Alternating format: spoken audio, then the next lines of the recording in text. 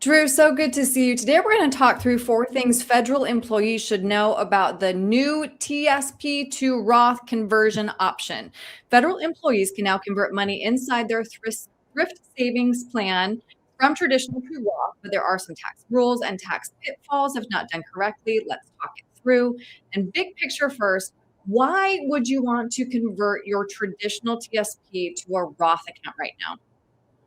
So right now, one important thing to think about is we are in historically low tax brackets compared to history. And I'm pretty sure everybody agrees on the one fact that we don't think taxes are going to go down as we get older. So that's why now might be a good reason for you to look at it. And the other thing you got to think of, the advantage of getting your money into a Roth is that you are going to pay the taxes now, but as that money grows, you are going to earn tax-free growth in there. So an easy way to think about it is you put $100 in your TSP, not so it just stays $100 the whole time it's in there. So if you get $100 into a Roth account, that can grow and be tax-free later.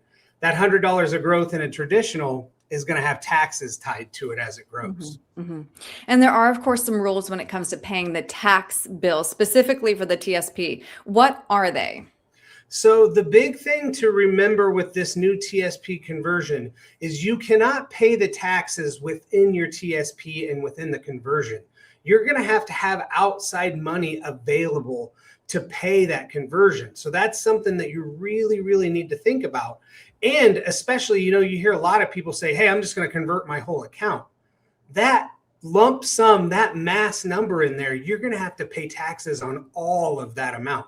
So that's another thing to be thinking about if you're thinking about Roth conversions. I'm really glad you brought that up, Drew, because that was what I was going to ask. Of course, even though we are living in a historically low tax rate, if you were to take your entire TSP account and convert it over in 1 year, you run the danger of what's known as bracket bumping. Explain.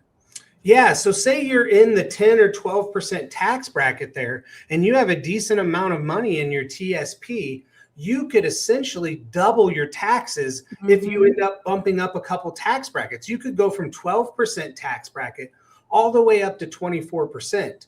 And the thing to remember with a Roth conversion is even though you're not touching this money and it's just going into another retirement account, the IRS sees that as income for you. Yeah. And so they're going to count it as income for you, even though you're not using that money. So it's something you have to be very careful with.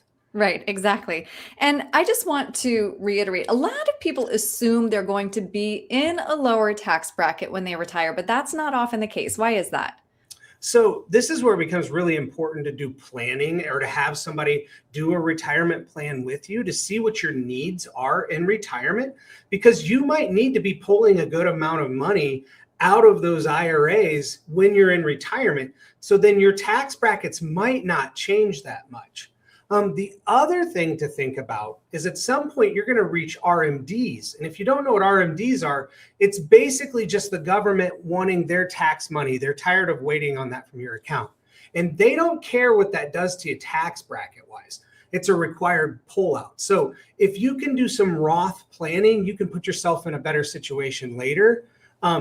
But just as much you don't want to mess up tax brackets now, you especially don't want to mess them up in retirement. So that's something you want to be paying attention to. Absolutely. Well, Drew, I know that you specialize in helping federal employees plan for their retirement. So what should these employees take into consideration when it comes to determining if a Roth conversion makes sense for them? So the really big thing to think about is your full situation here and all the different pieces you have that are going to affect each other in this, instead of just thinking of your one account only. The other thing is this is a very specific case-by-case situation when looking at Roth conversion. It's not one size fits all.